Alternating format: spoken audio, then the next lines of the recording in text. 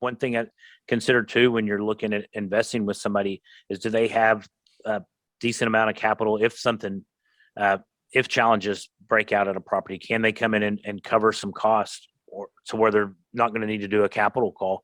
No one wants to do a capital call, but having a sponsorship team that has some uh, liquidity in the bank to be able to cover something. That was something we were worried about going through COVID. Is what if we hit a point where we're not covering? We've burned through our cash. What kind of cash do we, ask the sponsorship group, have in our pocket?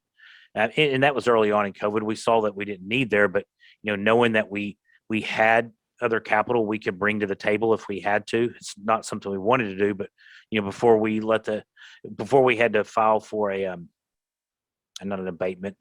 It's before we had to ask the lender to let us skip a payment or two. We it's like, all right, we got money in the bank, to our personal bank, personal or business accounts, that we can come in and help the property. We didn't end up having to go that route during COVID, but it's during the middle of it. But that, I think, is uh, something to check with your sponsors. Can they cover something? If you buy enough properties, you're going to have a challenge at one. If you get it, if you end up with 10 or 20, something crazy. It could be a fire, a windstorm, something that unexpected.